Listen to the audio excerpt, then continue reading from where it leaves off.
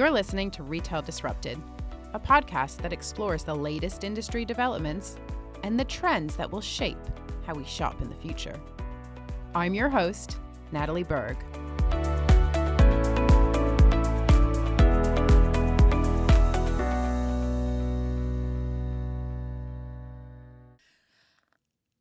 Hello, everyone, and welcome back to Retail Disrupted. This week is a little bit different to a normal week. I'm going to be releasing 2 episodes, and then you won't hear from me until September. A lot of you know that I take the month of August off to be with the kids.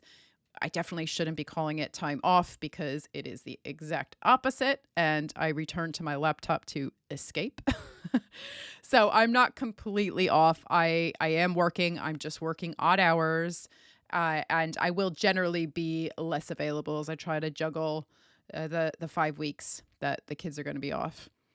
I will be completely off and disconnected next week. We're going to be loading up the car and driving to France, and I will hopefully have no Wi-Fi. I definitely won't have a microphone, so it will be a real retail detox. And I think that's a good thing. I think it's good to have a break. I'm very aware that it's a privileged position to be in, to be able to take that time off. But, you know, being self-employed, I have it's peaks and troughs. So when things quiet down, I try to take advantage of that, and it works really well for us as a family. So I think it's important to also kind of shout about it a little bit too, that actually it's okay to want to spend time with your kids. And it's also okay to just take a little break from things. And I think you come back feeling refreshed and potentially with a new outlook and new ideas. And I always need time away when I'm trying to strategize, especially around this podcast or other areas of the business. I really can't be at my desk. I need to have that neutral space. So anyway, I'm looking forward to that. I'm going to leave you with one episode that's coming out later this week with Maya Knights, who I know a lot of you know. She's been on the podcast a few times now. We bumped into each other at the Grocer Awards a few weeks ago at the Royal Albert Hall, which was an amazing venue, can I just say? But Maya and I were both judges for the technology and e-commerce awards. And so it was great to catch up with her. But when we bumped into each other, we said, let's connect and do something around Amazon's 30th anniversary. We've since been doing a ton of media around this, and we're not going to repeat what we've already said in the media. So obviously there might be a little bit of overlap, but we really want to dive into Amazon's next 10, I won't say next 30 years, next 10 years, next 15 years. What are the competitive threats that it's facing both now and in the future? So I don't want to give away too much, but definitely look out for that episode. It's going to come out later this week, as I said. And also, very briefly, I just wanted to say, if you are a retailer or you are an FMCG brand, I would love to have you on the podcast. The podcast has sort of naturally morphed into this dual format where I speak to a lot of retail leaders, or I'm speaking to talking heads like myself. So, my peers, analysts, journalists, economists, sometimes, the whole range, anybody who has opinion and insight on the retail industry. But certainly if you're a retailer, if you're a brand and you want to come on the show, feel free to drop me a line on hello@nbkretail.com, and I'd love to have you. Okay, so today's episode is going to look a little bit different because instead of being the one asking the questions, I'm going to be the one to answer them. So I recently had the pleasure of joining Rishad Tabakawala on his podcast, What Next? Rishad is the former Global Strategy and Growth Officer at Publicis Group. His podcast covers a range of topics. It's certainly not specific to retail, but he does talk about retail as well. He covers everything from AI to strategy to talent management and so much more. If you are interested in the world of business and tech and leadership more broadly, I would strongly encourage you to subscribe to What Next. It is available on all major platforms, and I will include a link to it in the show notes.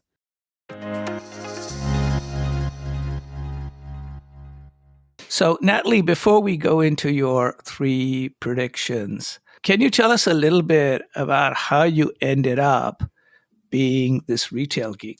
So I have always been a retail observer, a commentator, an analyst. I used to head up global research teams at Kantar and a company that was called Planet Retail. It's since been absorbed into a bigger organization. But I set up my own business and went independent about 6 years ago.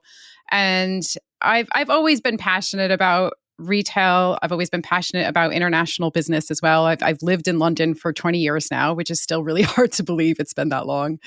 And I just think it's such a fascinating time to be covering the sector because I've always talked about the trends and innovations within retail. And, the past 10 to 15 years, that's really ramped up as more and more retailers, more and more businesses look to digitally transform themselves. So we're never short of content. It's a fascinating industry. I love learning from a lot of the retail leaders that come on my podcast, and it's just a sector that is continuously evolving and continues to amaze me. And it clearly has always been in the throes of change. Everything from the melding of online and offline, the coming of AI, the rise of the Chinese retailers. I just heard today that a significant impact on cargo prices from China is because of how many of the planes are being sort of overtaken by the Temus and Sheins of the world. It's incredible, isn't it? And it's hard for anybody else to get anything in there.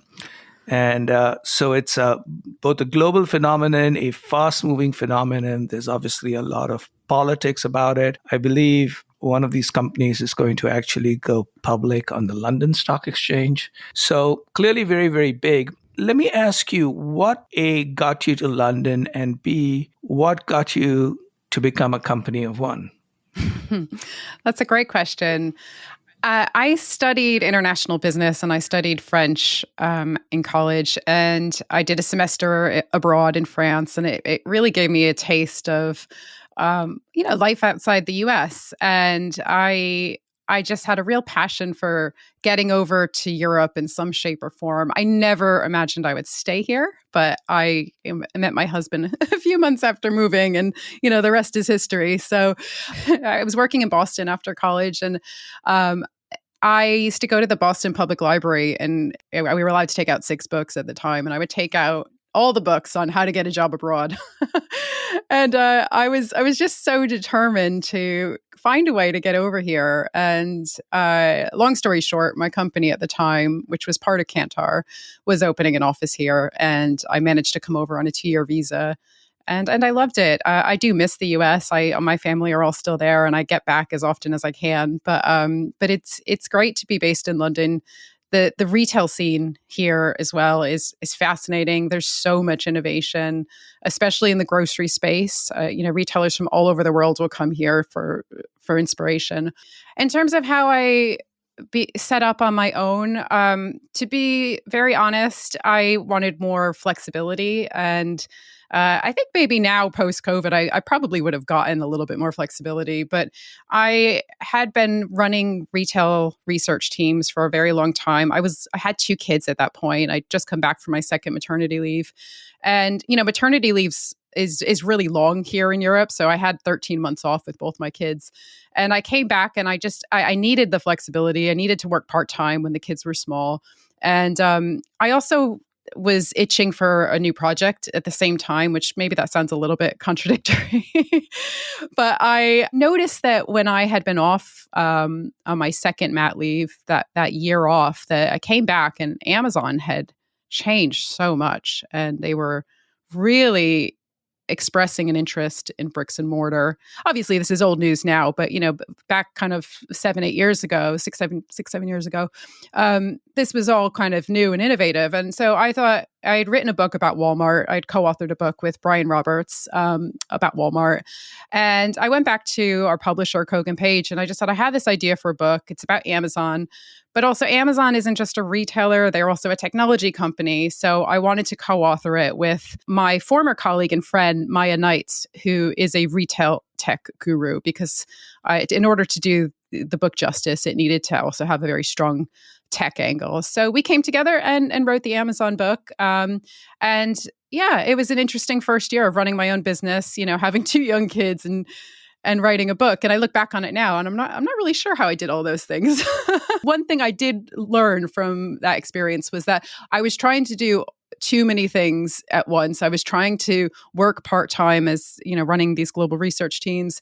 I was trying to write a book, and I also had just, had my second child. And I realized I couldn't compartmentalize that. I was trying to do everything, and I wasn't doing any of those things particularly well because I didn't have the focus.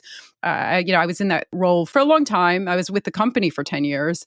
So making that decision to leave was a big kind of leap of faith, but it allowed me to spend the next kind of 6 months focusing on the book and then really focusing on the business. So again, being able to have that clarity in what I was doing was really important.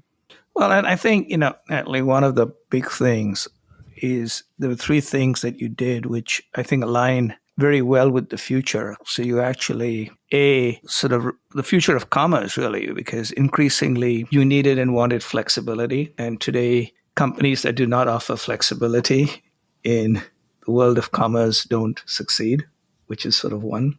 Two, well, there are lots of world-class companies, from Temu and Shein to many others. The two companies that people tend to at least look at and who today go neck and neck with each other are Walmart and Amazon, which are your two books.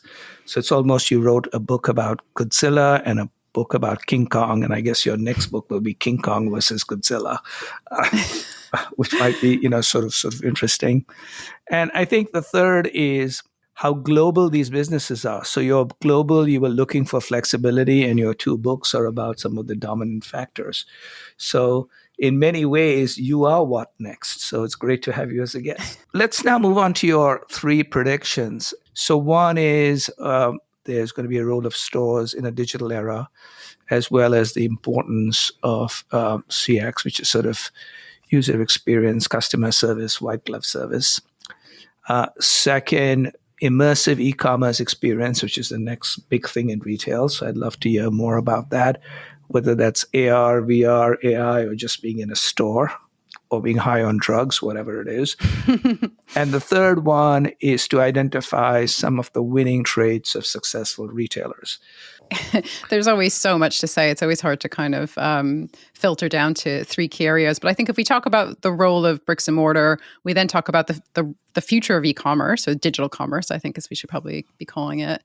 And something that comes up a lot on my podcast, which is, how to not only survive, but really thrive in this digital era. So I guess if we start with stores, now, I think 10 to 15 years ago, the industry was still viewing stores as liabilities in this digital era. And then obviously we had the rise of online shopping, and that exposed an uncomfortable truth, which is that we had too many stores. Not only that, but stores were no longer fit for purpose. There were stores that just weren't relevant anymore. And so what we saw was an incredible amount of right sizing that took place. The term right sizing always makes me chuckle because it's just closing stores. It's a nicer way to say store closures, which is never, a good thing. But it was essential. Retailers had to redress the balance and to reflect that shift in customer demand. And then, of course, the pandemic came, and I never like to dwell on COVID, but I think we do have to acknowledge that, just briefly, that there was this tidal wave of e-commerce adoption, and it was happening out of necessity. The pandemic was a huge catalyst for digital transformation more generally, and I think some of those effects are still with us today. There were some silver linings for sure.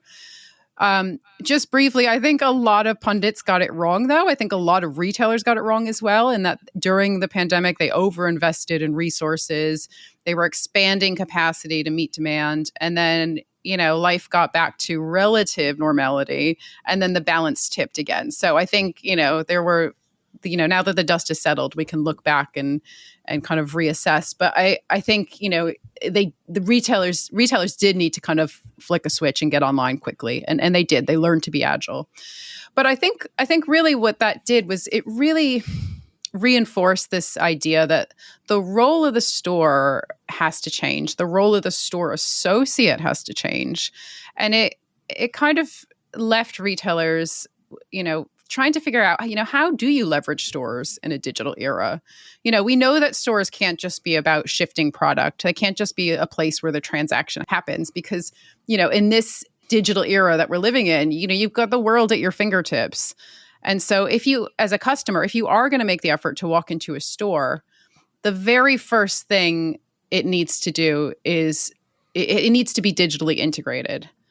And if I just take, just a little bit of time here explaining this, because it's not just about the store being digitized. There's other important components here. But if we just kind of take a moment to focus on the digital aspect of it, we've seen a huge push towards automation in stores with self-checkouts and scan and go. We have seen some retailers kind of claw back on that, and some retailers actually abandoning the self-checkout, for example. So that's also been really interesting to observe, and getting the balance right, and offering your customers choice and offering them technology that's really relevant for them as well. But broadly speaking, I'd say there's been this big push towards automation at the checkout. We've had endless aisles, magic mirrors, electronic shelf labels, personalized real-time promotions, digital wayfinding, so getting your, finding stuff on shelves and finding your way around the stores, equipping staff with devices like a mobile POS device. So this idea of queue busting, or allowing customers to check out on the spot, or using those devices to, what they call in the industry, save the sale. So if an item's out of stock, being able to quickly reorder it for the customer or have it sent to another store. So again, all these things that we kind of take for granted now, but have really, really progressed and improved over the past decade or so. And then also on the back end, just briefly, about how retailers, have been connecting the dots between online and offline, and doing that in a really seamless way with really, really obvious things like click and collect, but also continuing to improve that experience with things like 1 hour click and collect. So again, having that single view of inventory, to all of these things help to really deliver a very compelling customer experience. And then finally, just this idea that stores need to be positioned as a hub for returns, because there's so much we could talk about around returns.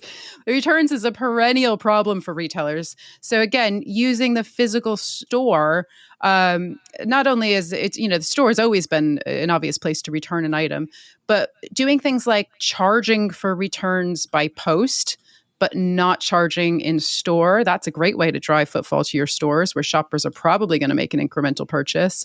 We've seen, more and more retailers collaborate, so accepting other retailers' returns in their stores, automated returns hubs, packageless returns. You don't even need to, package up the item and put a label on it. Some retailers are allowing you to just bring the product in. So there's a lot happening. I think retailers are always looking at ways that they can make that experience better. And then also repurposing stores as fulfillment hubs to allow for same-day delivery, which is, quickly becoming the norm, especially in cities.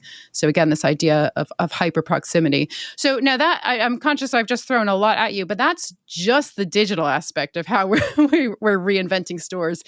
And that's what we've come to expect, because I think as shoppers, we're hyper informed, we're digitally enabled, we want to shop on our terms, and retailers are scrambling, trying to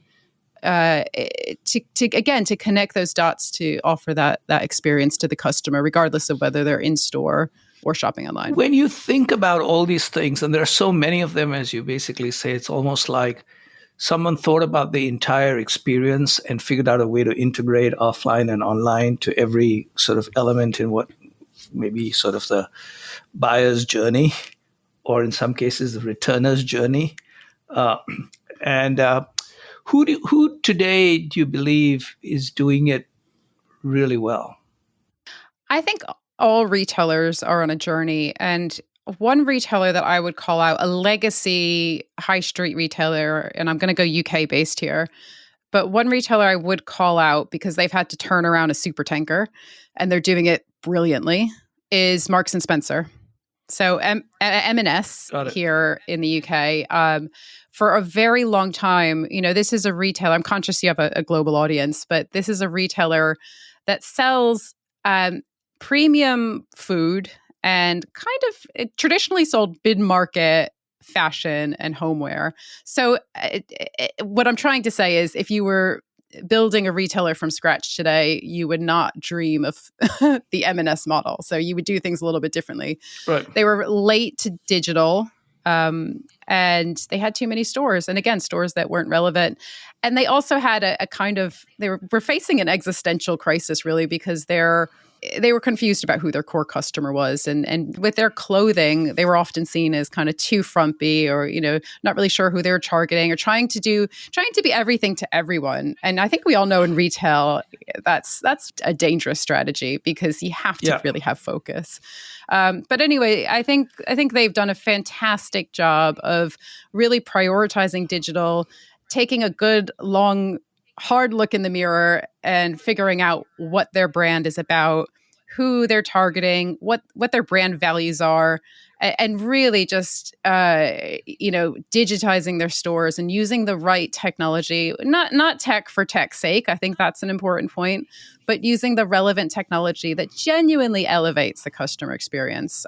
So there's loads of examples of how they're doing that. But I think broadly speaking, I would always call out M&S as a retailer that we kind of never thought would turn things around, but actually now, one of the more inspiring retailers. Yeah, I think that's very, very encouraging. And, I'm familiar with Marks and Spencer's. And in fact, because London was a shopping hub and London is so global, to a great extent, when you come to London, before the untimely demise of Princess Diana, it was Marks and Spencer's was where people went to first. Then they'd go to Harrods. Now it's Harrods and Mark and Spencer seems to be on the tourist list. But I think the other one is really that any company putting their head to it and their mind to it can change. And that is the very important thing, which you can be an existing incumbent who is positioned badly, but with the right leadership and gumption, you can change and leapfrog, or at least become world-class. Definitely. And Stuart Macon, who's their CEO, who really needs to be credited for progress that we've seen with M&S, he refers to the reason behind their success is because they are positively dissatisfied. Those are his words. And I love that. I love that idea that, it's this continuous improvement, perpetual innovation. That is what really sets apart the winners from the losers, in my view.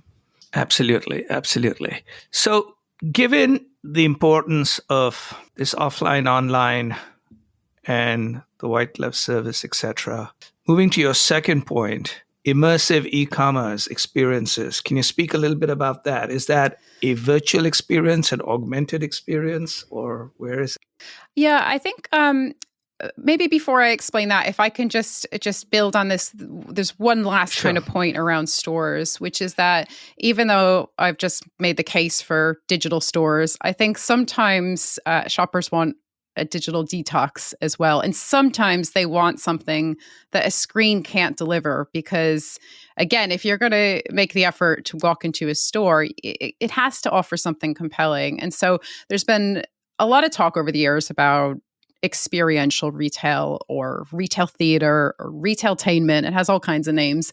But I think especially for the department stores, but for retail more broadly, I think, retailers have to ensure that the shopping experience is compelling, that there's an element of community and curation and exploration and this idea of like surprise and delight, human touch or tech-enabled human touch, which is something I'm very passionate about, the magic that happens when you equip your staff with the right technology and the ability to offer that white glove service, as you just mentioned. But really a place where you can get expertise, you can engage the senses, where it is about so much more than just digital and screens. And I think in a nutshell, stores today need to save customers time or they need to enhance their time. It's when you get stuck in that middle and you're not really sure who you are or what you're about, that's when things don't work out. And that's why we are still seeing a lot of retailers who are struggling and sadly closing stores. And I think it really does come down to this idea of save your customers time or enhance it. We have white glove service experience. It's almost like, we used to call it, I think it's called that way, which is sort of retail therapy. Mm-hmm. And to also another extent, and before we move to the next topic, I'm going to sort of go to I'm not sure what the issue is about this in the United Kingdom, but because Walgreens, is owner of the Boots Alliance, I guess. In the United States, Walgreens and CVS, but particularly Walgreens, is falling apart because, in effect, when you go to a Walgreens in the United States, it's like basically entering a war zone. You have to wait about 15 or 20 minutes for people to unlock anything. Everything is under lock and key. The pharmacy hours are now limited. The pharmacists are understaffed. And the entire experience is as if someone decided how to make sure that people never return to my store. And I think Walgreens is doing it. No, not so much here. I think competition here is so fierce. I mean, it is in the U.S., but it is a different kind of experience, I'd say. If anything, it's retailers are having to work really hard to do the opposite, to remove those points of friction. But also, it's about doing so much more than just cutting friction. It's about really wowing your customers.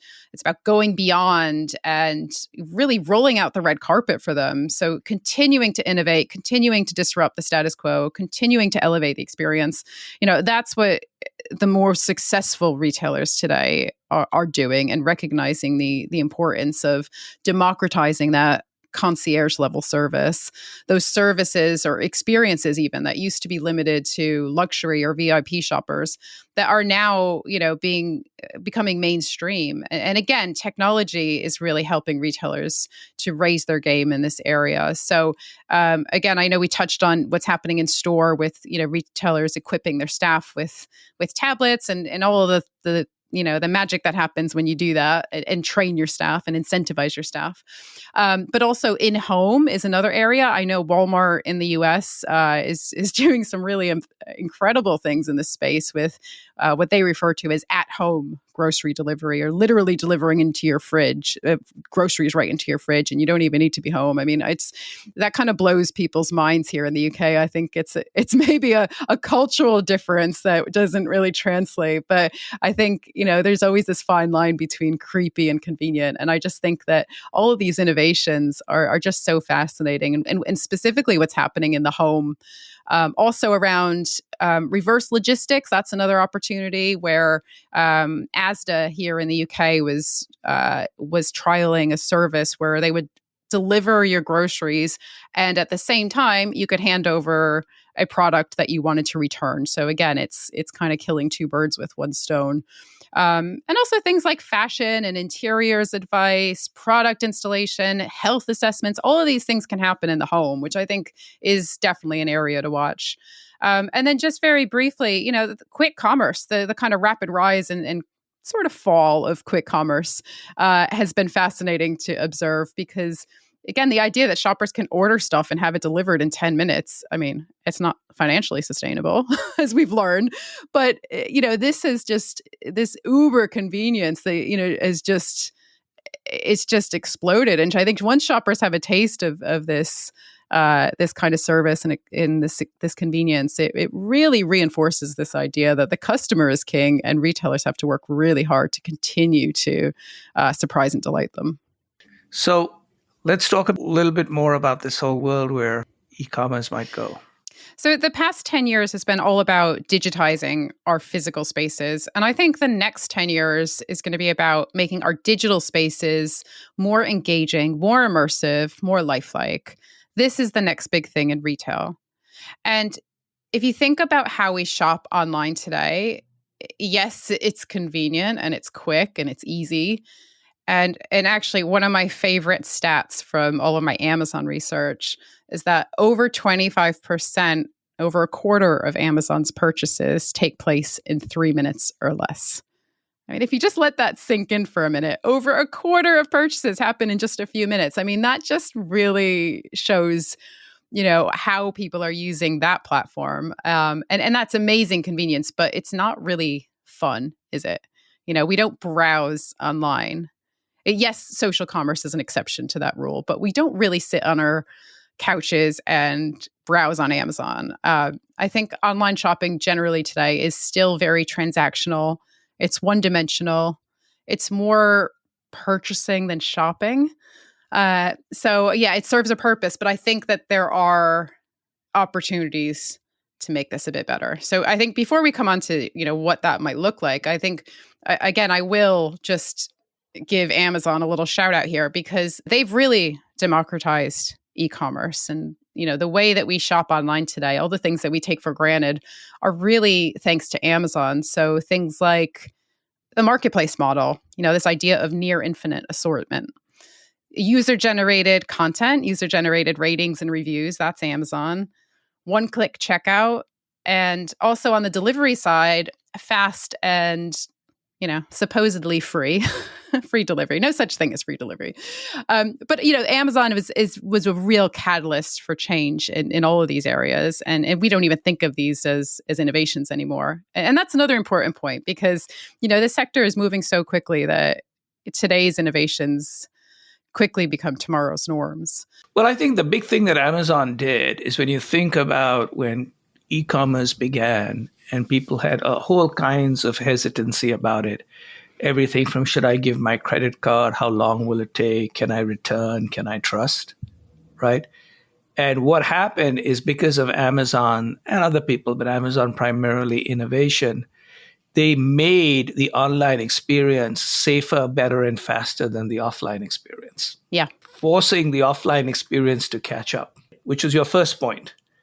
And now the online experience has to become an experience versus a convenience. I think the difference is, if you think about Starbucks, Starbucks is right now dueling between two faces, right? The Starbucks is a third place where you go in, you sit on a couch, your barista knows your name, and you kind of relax.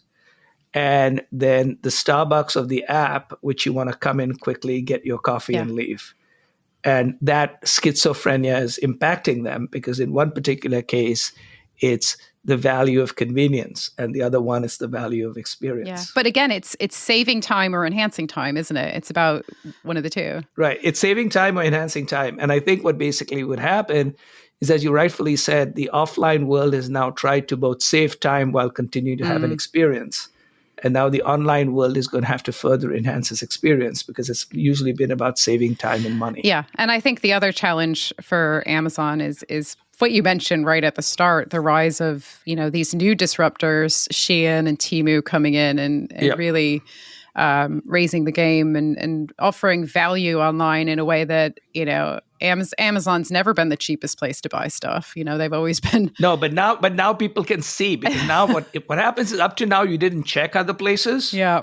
Unless you had one of those little apps or gadgets or sort of browsers that would tell you that, but they were so irritating and filled with ads, you eventually removed them. Yeah. So, one of the things that I think that begins to happen is now all of a sudden Amazon finds itself in a terrible place, if you think about it, in a strategic world, which is you want to either be the top or the bottom. You never want to be in the middle. Yeah, exactly. It's a dangerous place being in the middle. Yeah, absolutely. So tell us a little bit about what some of the things that you think people will be doing in enhancing the experience. Well, it's fascinating, isn't it? Because, just recently I went on the radio to talk about IKEA launching on Roblox. And that's a really interesting story because not only is it IKEA's first time launching a store on Roblox, but they're also paying real life human beings to work in their virtual store. So they're the first brand to offer paid work on Roblox. So I thought that was interesting. A little bit of a publicity stunt, but really interesting, this kind of convergence of physical and digital worlds. I think it's hard to separate the hype from the reality. And the IKEA story is probably a little bit more the former there. And there's been a lot of talk about the metaverse and how in the future we're all going to be wearing VR headsets and, shopping in the metaverse. But I think that quickly kind of died before it even took off. And I've always been a little bit of a metaverse skeptic. I think I can see the opportunities for technology where there's a genuine improvement to the customer experience, if it genuinely removes friction, if it genuinely elevates things. But I also think that the pandemic probably taught us a lot about, we value our stores, we value physical places, we value each other and community. And I think the future of retail, I would say the future of retail in one word is blended. We want the physical and we want the digital. So I think, what are we seeing? I mean, we are already starting to see greater moves towards immersive digital experiences, even with really simple things like 3D product video, for example. We know that shoppers will engage with a 3D image much more so than a static one. So, and because of AI now, you only need to take a couple of photos and the AI magic will quickly convert that into a video. Another area is social commerce. Obviously, we've seen platforms like TikTok and maybe to a lesser extent Instagram become much more commercially minded. And it's this idea that, people used to find products and now products find people. Meta has said that 75% of people have discovered something to buy on their platforms, which of course are Facebook and Instagram and WhatsApp. So I think that's another interesting shift. AR and VR, again, I think augmented reality in particular for beauty, for home, there's certain categories where I don't think augmented reality gets enough credit. It's really bridging that gap between physical and digital. And I think we're going to see a lot more of that in the future. Also live shopping, something that's very popular in Asia. Western retailers have been slow to embrace it. But again, I think this is an area where there's a huge opportunity to make that experience more immersive and more personalized as well. And things like virtual shopping consultations, that's another sort of area that was born out of the pandemic, connecting online shoppers to in-store staff, especially when they're trying to make those more considered bigger ticket purchases, buying a washing machine or, nursery advice, that sort of stuff. So I think, when you put all of these things together, that's sort of what's happening now. I mean, and then when you throw AI in the mix and you think about, virtual showrooms and all the kind of weird and wonderful things like, if you're an outdoor retailer, you're going to, meet your customers on a mountain and, you're not physically constrained to four walls. I think that's where things get really exciting. And I think there's opportunities there for sure. So let me ask you about something that I've heard increasingly is likely to happen and maybe not as speculative as we think about it, which is what happens if the retailers are looking for the customers, but the customers no longer are there. They've sent their AI agents to shop for them. Oh, that is a good question. Because, there's a possibility that I'll have agents who'll go passing prices and there'll be agents speaking to agents and all of us will be either sitting on the beach or, I don't know, being unemployed. I mean, I think it's ultimately that's probably a good thing to get a more personalized, more curated list of recommendations and being able to fine tune that. I think that is going to be a good thing, especially when it comes to buying clothes online. But I think creating a more immersive, more contextual, more richer experience for the customer and, being able to filter results in a different way is going to be really powerful. And a phrase that I love from Microsoft is that they see us moving from scroll searching to goal searching. This is how AI is already improving the e-commerce experience. And, Walmart has done that. A lot of retailers are testing this, but it's just this idea that you can ask for recommendations based on, you're having a party or whatever, whatever that specific occasion is. And number of results get surfaced. So I think those are kind of quick wins. That's where we're already seeing improvements. I do believe so. And I think, to a great extent, your first 2 points are actually interconnected. Because my sense is that's what's going to happen, is what's going to eventually differentiate a store or a retail experience is not necessarily going to be convenience or value, because my sense is convenience and value will become utilities. everyone will offer pretty much the same convenience. And for depending on the type of product quality you want, everybody will offer pretty much the same value. So what will eventually differentiate is really your points A and B, even if there are agents. So at some particular stage, buying laundry detergent will probably be an agent given thing, but buying a television at some particular point may be more than an agent driven thing. At some particular point, you know, here are the three things that the agents have come back with, but that you eventually have to sort of decide. And to that, the role of stores, white glove service, immersive e-commerce experiences will all be critically important. So your A and B points are actually agent proof. Yeah. Yeah. I mean, that is interesting. And I think that for a long time, there has been this divergence between functional and fun shopping. And retailers, Yes. again, it goes back to save time or enhance it. So I think it is ultimately about knowing your customer, knowing what they want in that particular moment. And I think it's going to be really fascinating to watch it all unfold. Absolutely. Which then leaves me to your last belief with this world. What do you see either as the winning traits or what you expect will be the winning traits of successful retailers? Well, I speak to a lot of retail leaders on my podcast, and it's so incredible hearing some common themes come up time and time again. So I would say that the first trait that I hear a lot is something we talked about right at the beginning, which is focus. So, and we talked about it in reference to Marks and Spencer as well, but it's this idea that you know what you stand for, you have a clear identity, you're not trying to be everything to everyone. You know how you differentiate in what is a rapidly evolving and very crowded market. And you not only know all that, but you execute really well as well. So that's the kind of key final point. Something I heard I moderated the tech and digital stage at the Retail Week conference, which is the biggest retail event here in London. So I was there earlier this year, and one of the retail CEOs just said something so simple, but just really stuck with me, which is that you can't do 100 things brilliantly. So it's really honing in on what you're good at and then executing that really well. So focus for me is a really big one. The second thing, again, this kind of naturally came up in conversation as well already, which is having a culture of perpetual innovation. So again, I think a lot of retailers learned to be agile during the pandemic, but it's also about it's about never standing still. It's about always finding ways to enhance the experience. When Maya and I wrote the book about Amazon, we thought long and hard about what made Amazon so successful. And although there are, a few different factors, I think it really boiled down to this idea that they have a relentless dissatisfaction with the status quo. And one of my favorite quotes from Jeff Bezos is, I'll read it out to you. It's, even when they don't know it yet, customers want something better. And your desire to delight customers will drive you to invent on their behalf.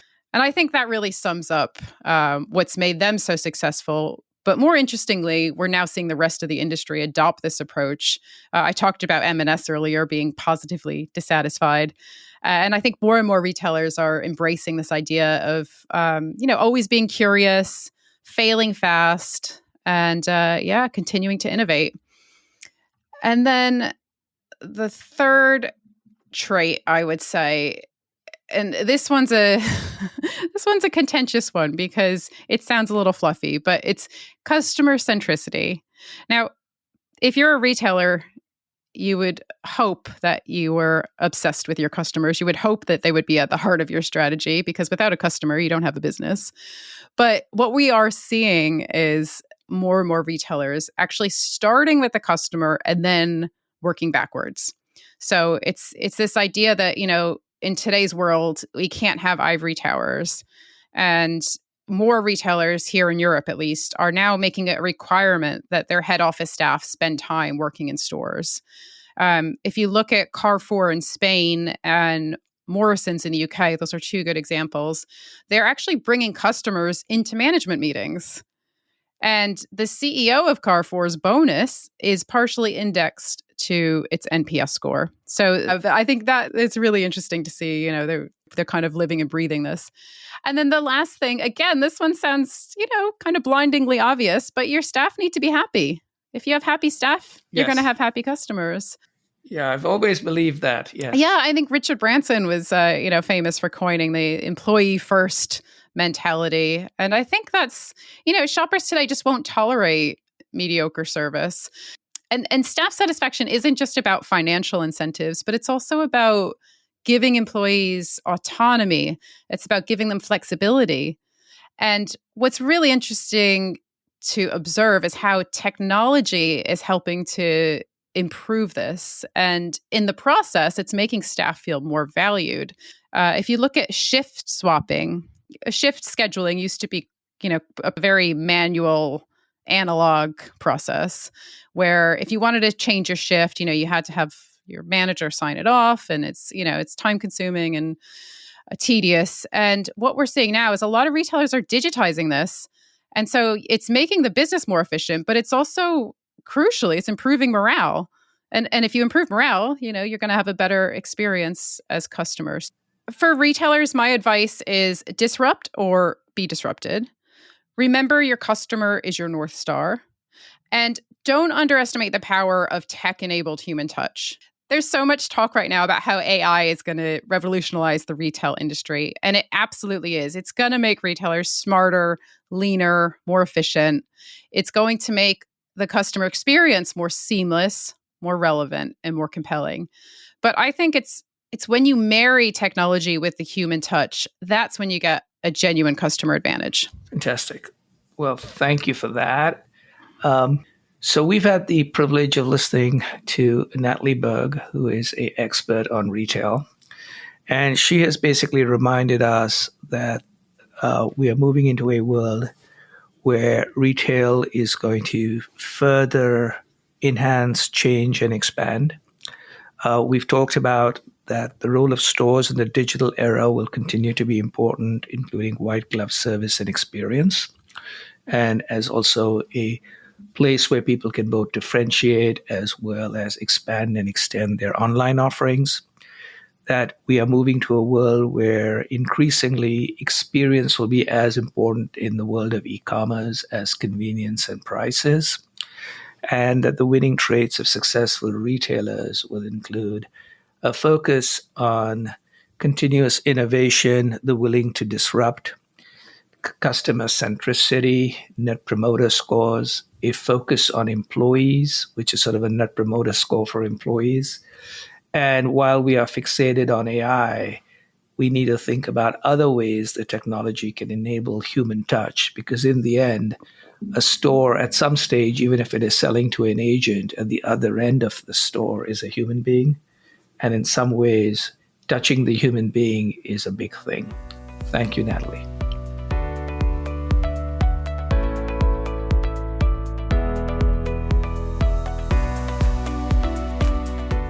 Thank you for listening to Retail Disrupted. If you enjoyed this episode and would like to support the podcast, please leave a rating or review or share it with others. It really makes a difference.